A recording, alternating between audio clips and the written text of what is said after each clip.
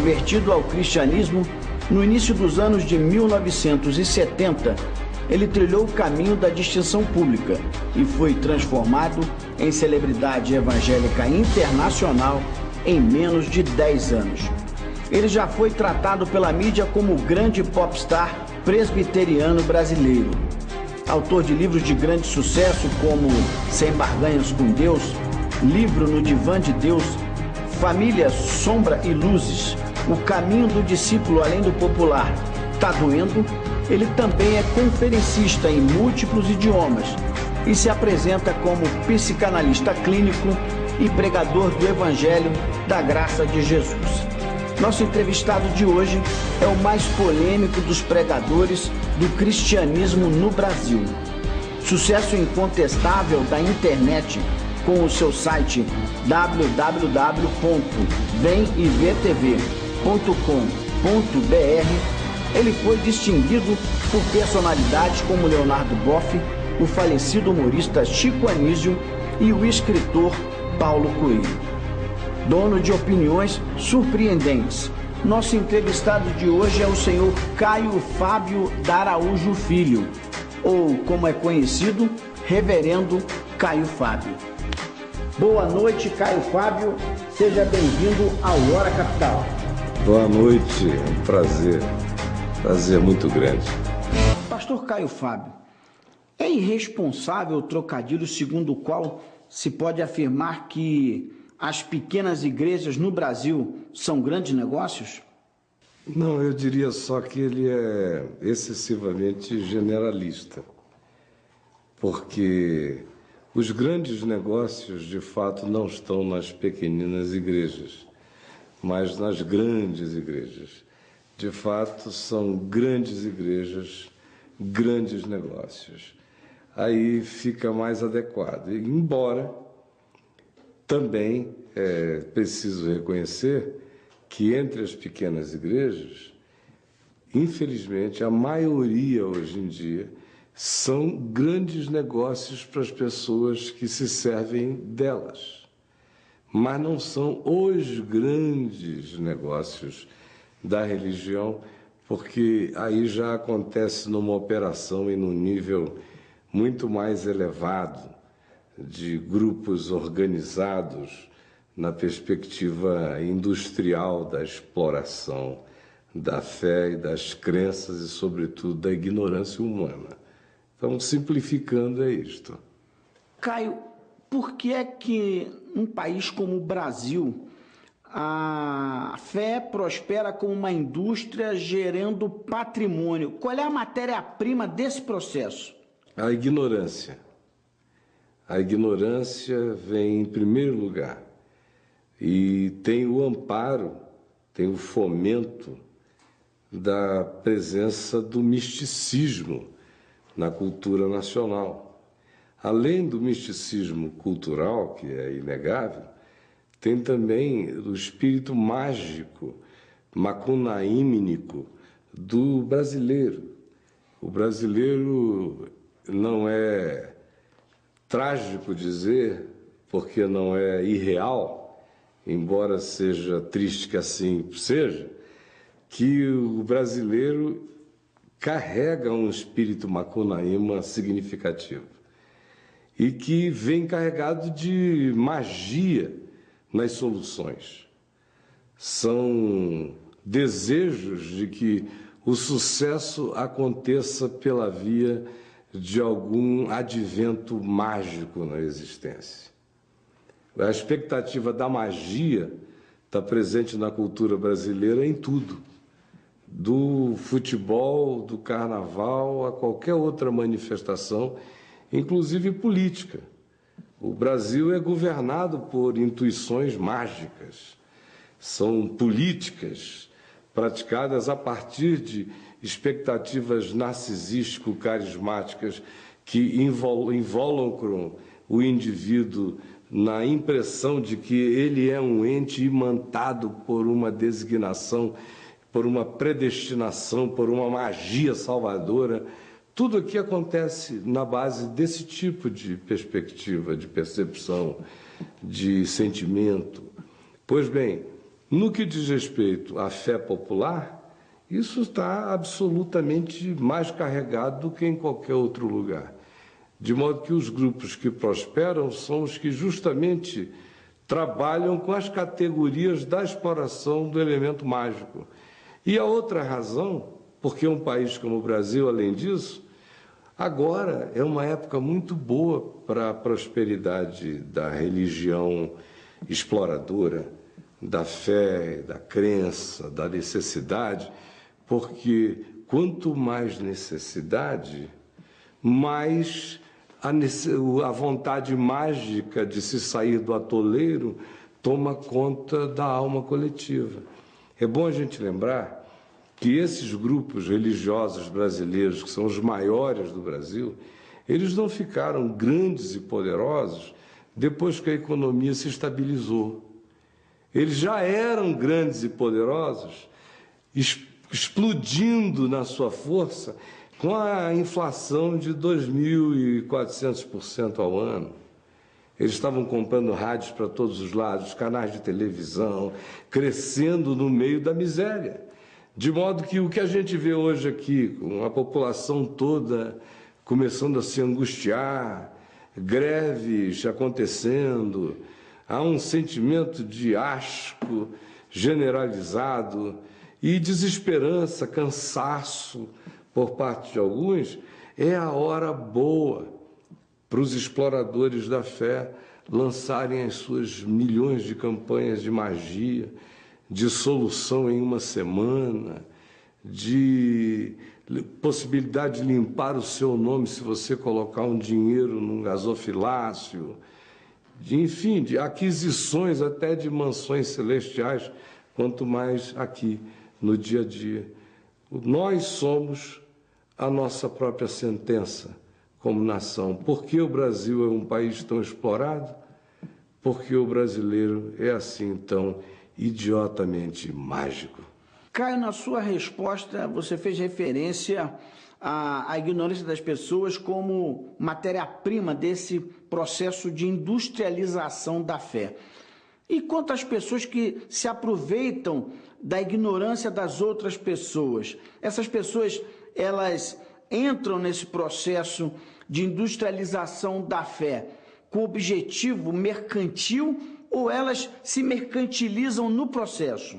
As duas coisas. Há aqueles de uns anos para cá, especialmente eu diria de uns 20 anos para cá, há aqueles, e todo mundo precisa saber disto, há aqueles que já entram sabendo que a questão não tem nada a ver com sinceridade, conversão, entendimento, paixão honesta pela palavra e pelo Evangelho. Há um grupo de 20 anos para cá que já entra como quem opta por uma franquia, por um negócio, por um ramo, por um nicho, enfim, é absolutamente mercadológico. Não é à toa que são pessoas já experientes no negócio do camelô, na coisa da prestidigitação em praça pública. Em geral, é aí que essas pessoas são chamadas, são convocadas, são encontradas e recebem a proposta de entrarem no negócio. No entanto, antes de há 20 anos atrás, acontecia diferente. O indivíduo entrava ignorante, porém sincero no processo. O processo inteiro era estapafúrdio. Mas o que o levou ali foi sincero e foi honesto. Ele estava angustiado, propuseram paz, ele creu. Ele estava aflito, perdido, viciado, condicionado, desesperançado. E alguém propôs uma luz e ele acenou com o desejo de ir e foi. No início, você via a ignorância prevalecer sempre, mas ela era acompanhada de honestidade por parte dos ignorantes que pregavam e dos ignorantes que recebiam. Havia minimamente afeto honesto na proposta. Depois de um tempo, foi nítida a virada. Ela começou a acontecer de maneira geral do início dos anos 80 para frente. Até a década de 70 você ainda lidava com a ignorância honesta. Dali para frente, os ignorantes honestos foram ficando espertalhões malandros. Foram se corrompendo e corrompendo geração após geração e corrompendo aqueles que também os seguiam, de modo que tudo só tende a ficar pior. Como diz o profeta Oséias, no capítulo 4, versos de 4 a 6 do seu livro no Velho Testamento, fazendo um diagnóstico de Israel num momento parecido como este, ele diz: porque assim como é o povo, assim é o sacerdote, e assim como é o sacerdote, assim se torna o povo. De modo que sua pergunta é respondida. Hoje em dia, há aqueles que entram com sinceridade e se corrompem logo no processo, e há aqueles que já entram corrompidos, porque o processo em si é podre. Pastor Caio, gente muito qualificada faz críticas ferozes a segmentos evangélicos e, sobretudo, a esse processo de mercantilização. E atribui essa mercantilização, a esse comércio da fé, ao fato de que a legislação brasileira permite isenções e até renúncia fiscal. Qual é o seu ponto de vista sobre esta forma de entender o processo? Eu não digo que ele seja o único, mas ele estimula. Não está longe de ser o estímulo mais forte, porque existem 1000 modos de se lavar dinheiro numa igreja com isenção ou sem isenção. De modo que a isenção facilita, estimula, é um adendo à lavagem, é uma facilitação a mais. Existem grupos sinceros, honestos, que são, infelizmente, hoje em dia já poucos, que no passado, quando se criou, ou as isenções foram propostas e, enfim, legisladas desse modo, é porque, em geral, se estava lidando com grupos de filantropia, de misericórdia, de assistência à necessidade humana. Foi por essa razão. Mas isso passou. Esse tempo acabou faz muito tempo, infelizmente. Então, por exemplo, olha que todo mundo me conhece a vida inteira, conhece as minhas posições. Alguém se aproximar de mim e fazer uma proposta do tipo lave dinheiro para mim, o cara tem que ter uma ousadia extraordinária. Mas eu, com todas as minhas opiniões publicadas a vida inteira, desde sempre, com meu modo manifesto, de forma franca, de certa forma, espanto esse tipo de aproximação da minha vida, graças a Deus, a existência inteira. Já fui objeto de propostas do tipo: olha, fique aqui com a gente nos Estados Unidos, nós vamos colocar o senhor num templo para 3.000 pessoas que nós compramos aqui em Boynton Beach, com estacionamento para centenas de carros. Vamos colocar o senhor em rede nacional de televisão da costa leste a oeste, no país inteiro. A única coisa que a gente quer é que o senhor lave um dinheiro para nós, o senhor fica com 30%, devolve o resto. Foi nos Estados Unidos da América, onde a fiscalização é muito mais séria. E você veja a cara de pau. Neste país, a mesma coisa já me aconteceu algumas 6, 5, talvez 7 vezes. Nesse nível de explicitude, de insinuações, toda hora. Agora, imagine o que está acontecendo por aí. Aqui mesmo, nesta cidade, de onde eu falo agora, neste momento, eu sei de pessoas que são riquíssimas e que têm igrejas, 15 igrejas, 20 igrejas, 22, 25, só para esta finalidade. São lavanderias. A isenção é uma contribuição a essa factualidade, apenas isso. Pastor Caio, até pela existência desse tipo de comportamento comercial relacionado à fé, muita gente não acredita em Deus e nega mesmo a sua existência. E quase sempre o argumento é de que Deus não existe, porque, afinal de contas, tem tanta guerra, não é? Temos aqui a desgraça humana dos refugiados na Europa. O que você diria para essas pessoas que não acreditam na existência de Deus?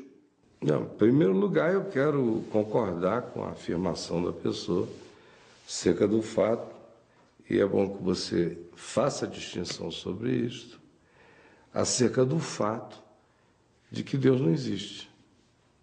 Eu realmente creio que Deus não existe. Quem existe sou eu. Eu existo. Deus não existe. Existe o universo. Existem os multiversos. Existe tudo o que pode ser verificável. E existe o existente transverificável, mas que faz parte, no mínimo, de uma equação matemática que fecha. Boa parte das coisas que a gente veio a descobrir, antes de descobri-las, nós as matematizamos de maneira exata, de tal modo que as encontramos, porque elas eram existentes como possibilidade. Mas Deus não é existente como possibilidade. Deus é impossível. Deus não é possível. O possível é o existente. O impossível é inexistente. Por isso, o que existe é o material com o qual a ciência trabalha. Por exemplo, a física. Ela só pode ser ciência se ela trabalhar com aquilo que possa, enfim, para além de uma teoria, ser materializável, como o bóson de Higgs, que existiu como uma possibilidade teórica há muito tempo, só encontrou seu caminho de verificabilidade e factualidade há muito pouco tempo atrás. No entanto, o bóson de Higgs existe. Deus não. Deus nunca será provado. Porque o Deus provado é coisa. O Deus provado é um ente. O Deus provado é uma criatura. O Deus provado é uma finitude. O Deus provado é verificável. A verificabilidade de qualquer coisa a torna objetica. Se é objeto, é existente. Se é existente, não é Deus, porque para ser Deus tem que ser. Não pode existir. O que existe é o que dele procede. Ele é. Mas ele nunca foi visto e nunca será visto. Isso está afirmado na Escritura. Ele é aquele a quem nunca ninguém jamais viu e nem verá. Agora, a razão pela qual algumas pessoas não creem e que supostamente se estriba em algumas alegações desse tipo que você aventou, em geral calamidades, especialmente como você ilustrou, duas delas, e duas que têm a ver exclusivamente com o que existe, não com aquele que é e não existe, que é Deus. Guerras. Onde foi que você viu Deus sair à guerra? Eu vou à guerra. Nós vamos à guerra. Nossas guerras são produzidas pelos nossos tesões, pelas nossas taras, pelas nossas volúpias, pelos nossos desejos, pelas nossas compulsões, pela nossa vontade onipotente, ou pelo desejo caprichoso do poder. Por essa razão que a gente vai às guerras, que os homens guerreiam, a fome ou os campos de refugiados são produções humanas. A natureza tem sido pródiga, a natureza sempre é farta, a natureza sempre vence, a natureza sempre floresce, a natureza sempre frutifica, a natureza sempre se resolve, a natureza é sempre cheia de abundante graça e soluções. Nós é que somos os interventores, nós é que cortamos o fluxo, nós é que pomos o garrote, nós é que estrangulamos a vida, nós é que somos os invasores alienígenas perversos, nós é que criamos os aparatos, nós é que desenvolvemos a inteligência para depois aplicá-la no controle, na manipulação, na indução, na guerra, que produz fome, que produz morte. E depois perguntamos, por quê, ó Deus? Vá se danar. Mas e Jesus Cristo? Jesus Cristo existiu efetivamente, veio por ordem de Deus para trazer o que efetivamente para a humanidade? Olha, para quem deseje, para quem queira, ele ensinou o incontestável caminho da vida. Aliás, a razão pela qual eu creio no Evangelho e não me envergonho do Evangelho, embora eu morra de vergonha dos evangélicos, mas do Evangelho que não tem nada a ver com os evangelhos, nele eu creio e dele eu não me envergonho, uma das razões, provavelmente a principal, é que, justamente porque ele é verdade, tudo quanto ele ensina faz sentido com o melhor da vida. Essa é a principal razão. Jesus me ensina a não ficar sequestrado pelo mal num mundo cheio de tentativas de sequestro, todo dia. Como é que ele me ensina a não ficar sequestrado pelo mal? Ele diz, ame o seu inimigo.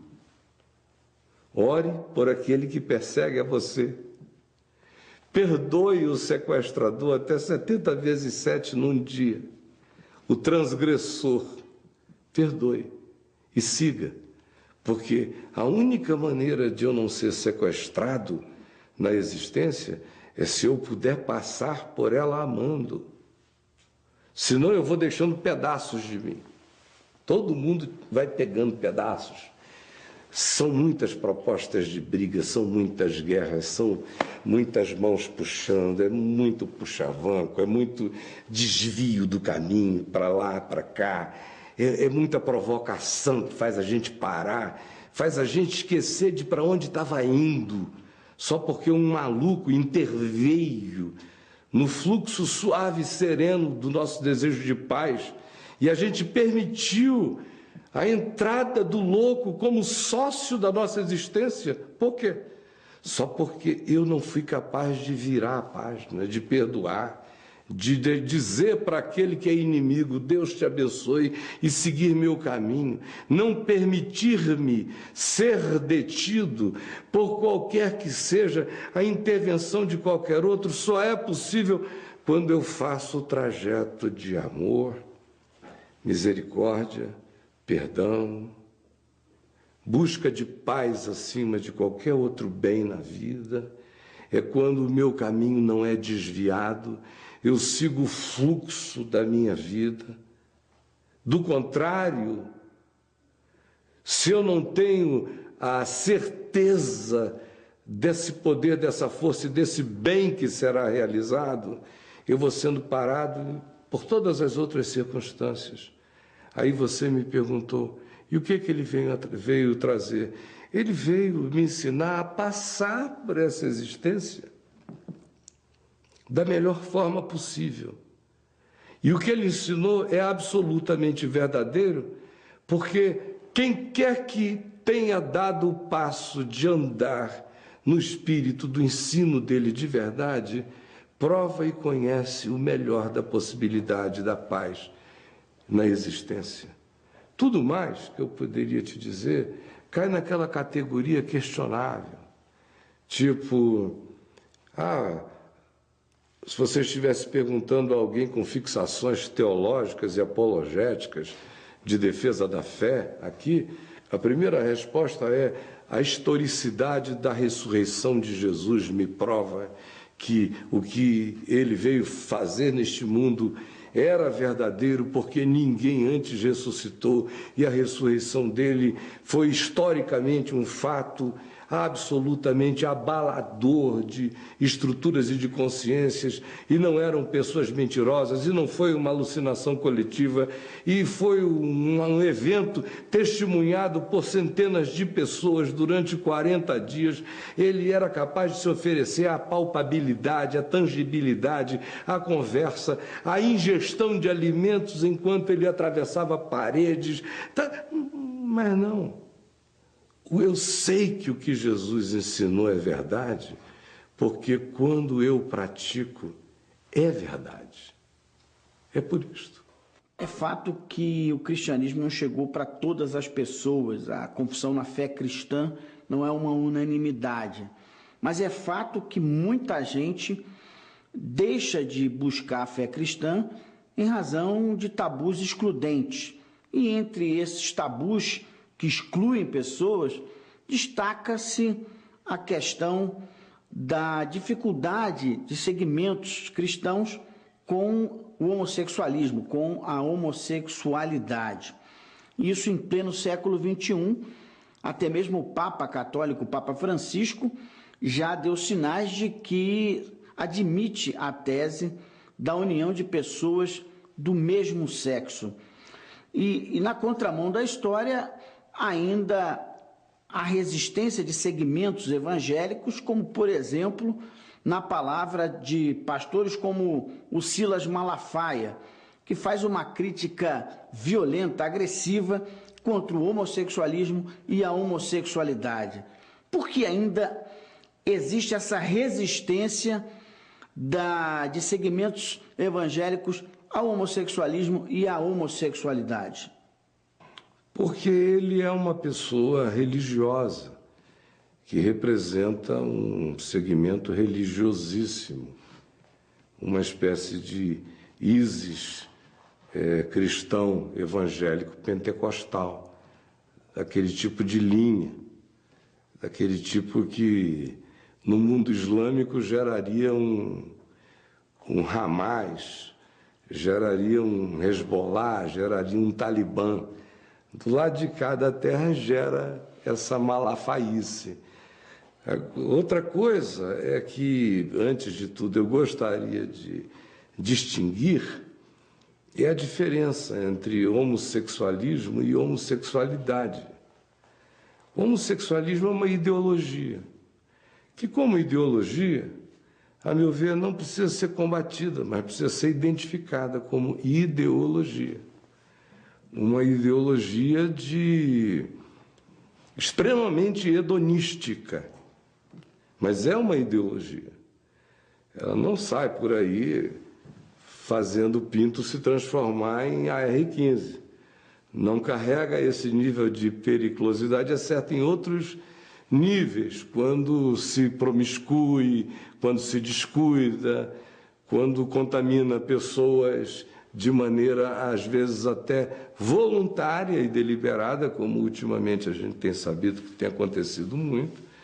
Mas o homossexualismo é uma coisa, é movimento, se organiza, tem logotipo, faz marcha, advoga uma causa, quase que gostaria de converter o mundo inteiro neles próprios.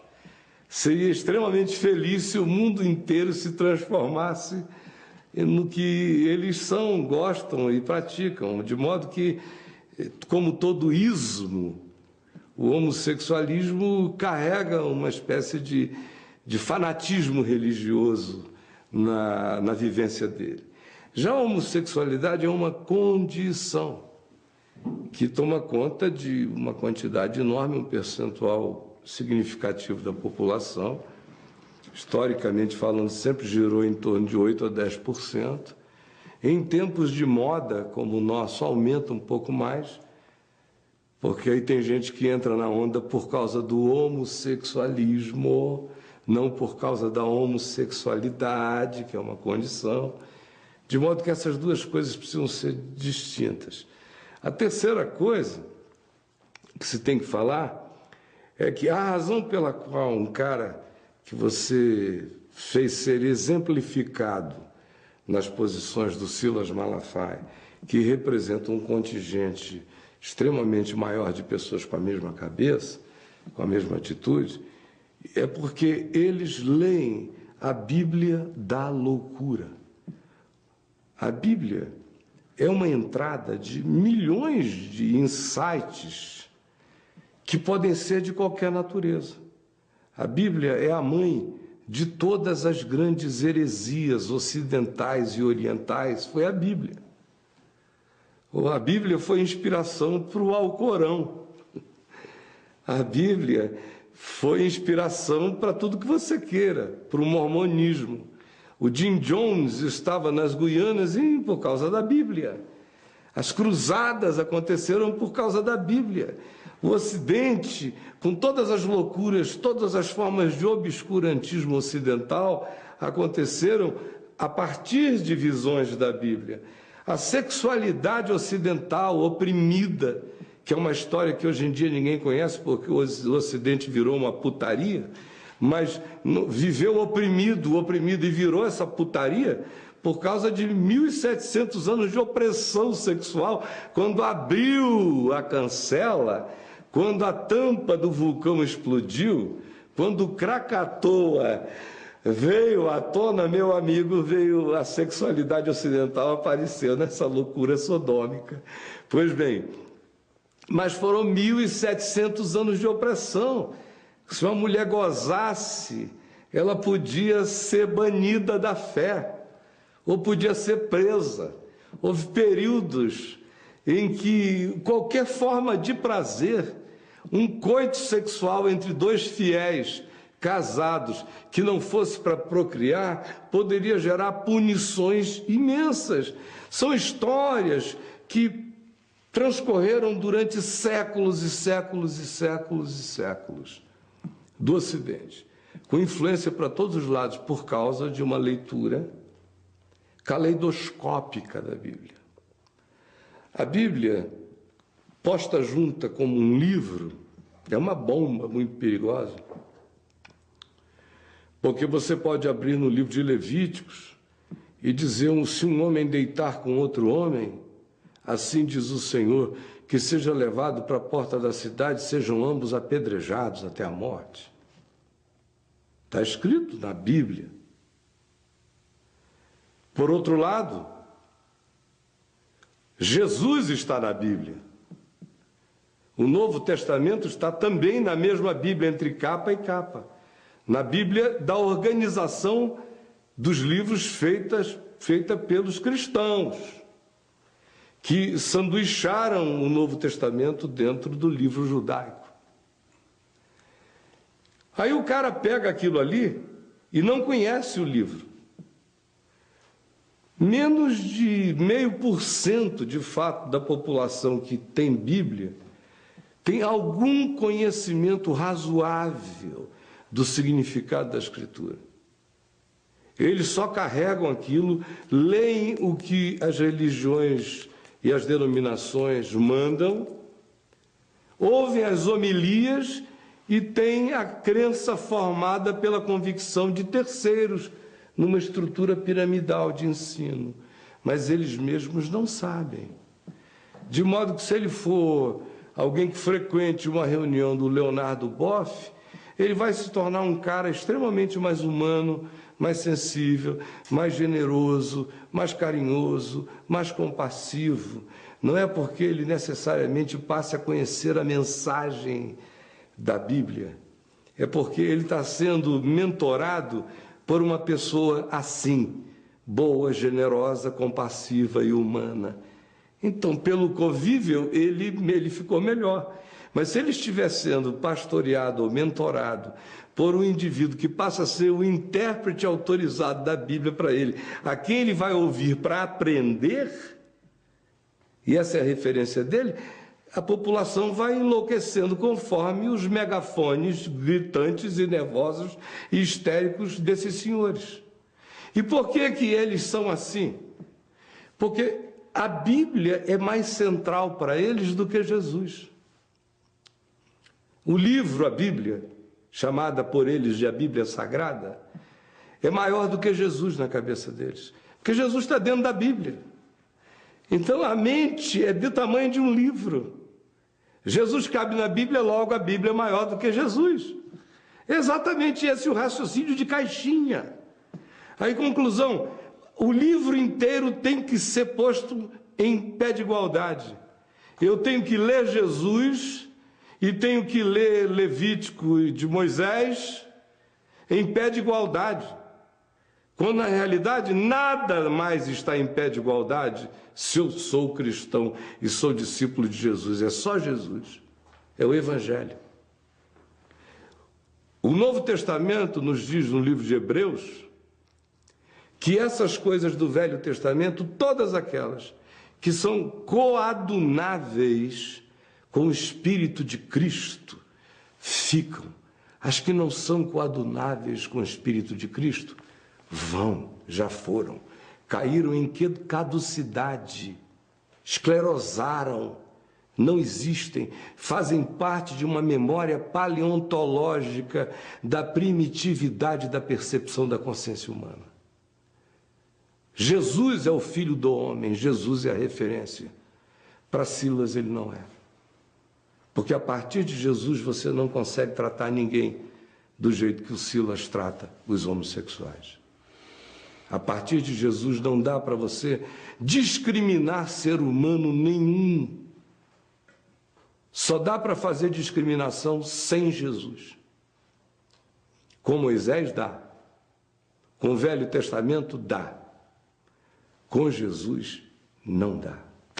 Caio, saindo um pouco da participação da igreja, da fé na vida do indivíduo e caminhando agora para a macro questão, a questão das sociedades. Como você mesmo já disse, a igreja teve um papel decisivo na organização do Estado e muitas vezes se confundia com o próprio Estado. Qual seria o papel apropriado da fé da igreja na relação com o Estado e com o poder? Eu não creio que a fé busque uma relação com o poder. A fé é antipoder. É antipoder. Tudo o que se fez de tentativa de relacionar a comunidade da fé, a igreja, a comunidade da fé, aos poderes políticos constituídos, fez com que a igreja se transformasse apenas no que todas as agremiações, grupos ou indivíduos que supostamente conhecem alguma coisa de Deus ou falam em nome de Deus, se tornaram na história, ou seja, falsos profetas. Historicamente falando, isso é antropológico, não é um fenômeno apenas nosso. Mas você pode ir a qualquer tribo primitiva, você tem, em geral, a encarnação de um poder mais laico e você tem a presença religiosa. Se você tem, de um lado, o cacique, é o representante da política, para a gente não sair das nossas fronteiras.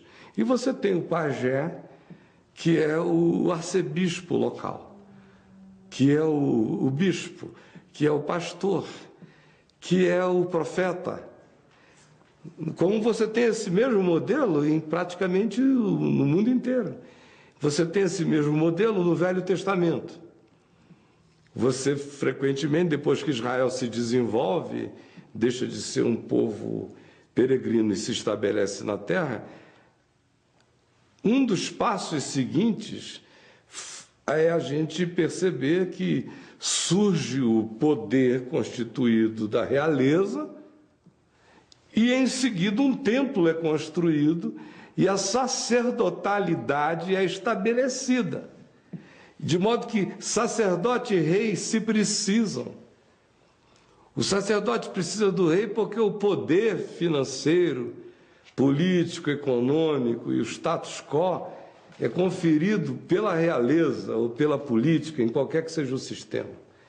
Por outro lado, o representante político precisa da sacerdotalidade porque ele precisa da aprovação divina. Ele precisa que o povo veja que ele se submete à instância superior. Então ele paga tributo, faz favores, ele enriquece o sacerdote para ganhar um comparsa. Foi assim no Velho Testamento, foi assim o tempo todo. Só não foi assim com Jesus, não foi assim com os apóstolos. Todos eles foram mortos pela autoridade política. Nenhum deles comeu na mesa de nenhum rei. Como também todos os verdadeiros profetas foram perseguidos pelos reis. Foram jogados em cárceres, foram exilados, foram desterrados, foram mal falados, foram marginalizados. E os reis diziam: esse não fala de mim o que me agrada. Colocados de fora. Para a gente não ir muito longe, ficando só no cristianismo. O cristianismo, meu Deus, surgiu há 1.700 anos atrás, mais ou menos, por uma cooptação do Império Romano, do imperador Constantino, que cooptou um grupo de bispos e encheu-os de favores, de isenções, de regalias. Eram uns bispozinhos pobres, sofridos, escapando da morte todo dia, perseguidos. De repente, Constantino disse: a maior força no império são esses escravos perseguidos e esses cristãos pobres e marginalizados. O império todo fragmentado, a única força de coesão entre aquela população inteira era o nome proibido, o nome de Jesus. Ele, do dia para a noite, conseguiu chupar para dentro do buraco negro da política esse povo todo, cooptando os bispinhos, que não eram eminências pardas de nada, eram servos simples e pobres e amorosos do povo, que em menos de 20 anos já estavam todos completamente corrompidos, totalmente absorvidos. E o que ele fez foi chamar a igreja para abençoar o Estado. E ele cobriu a igreja com essas bênçãos de prosperidade material. Assim surge o cristianismo. Tudo que a gente tem daí para frente é cristianismo. Antes disso, você tinha o movimento de Jesus, que continua na marginalidade até o dia de hoje. Mas o cristianismo é o que conta a história oficial dessa fé que foi cooptada para todas as necessidades políticas possíveis. No tempo do Império, ficou em grande realce o 13º apóstolo, que era o imperador Constantino.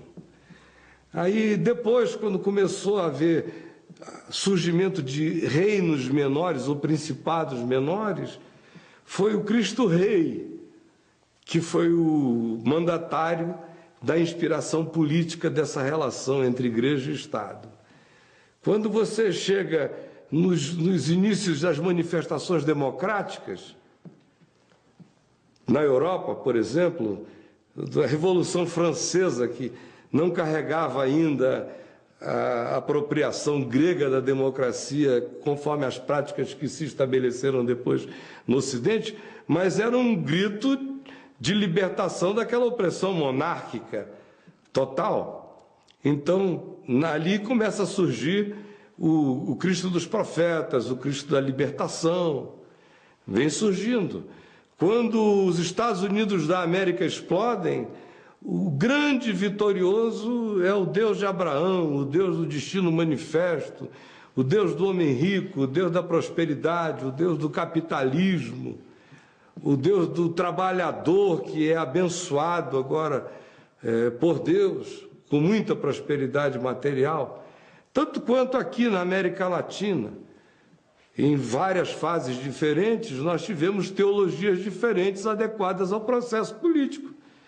Chegamos também até a teologia da libertação no tempo da ditadura militar, que era um libelo político em relação à ordem instituída de tirania e caudilismo e tudo que aqui houve, tanto quanto a teologia da prosperidade chega como uma luva num ocidente da terra todo motivado por ganhos financeiros e materiais, e especialmente num país como o nosso, que é um país interessante, que tem um governo socialista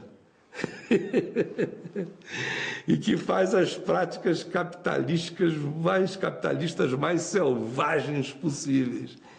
Aí, meu querido, é um governo que também bota a conta de tudo em terceiros.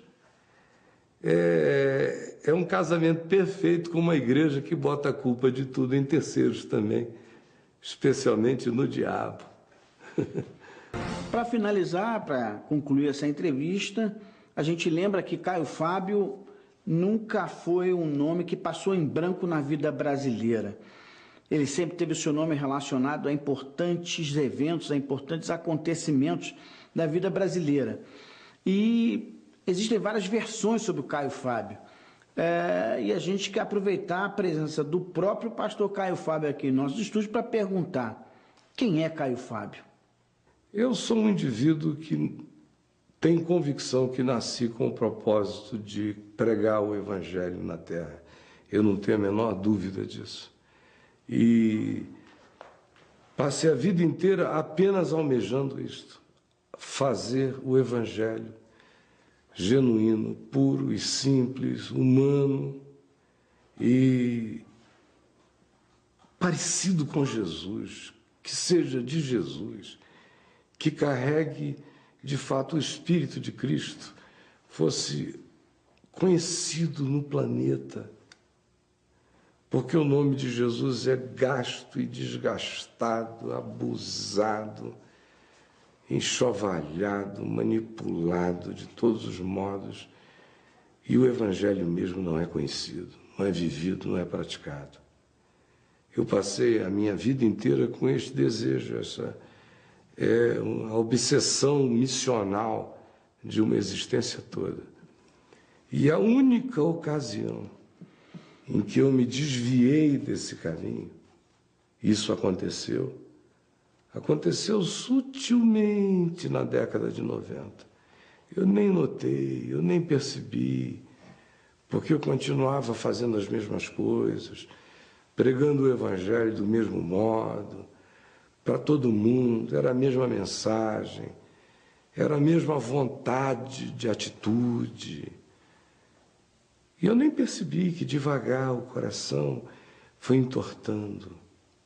E, de repente, aquele menino de Manaus, que só queria e tinha se tornado um homem, apenas e simples e apaixonadamente, comunicando o Evangelho e manifestando as obras simples do Evangelho, estava começando a ficar encantado com outras panaceias.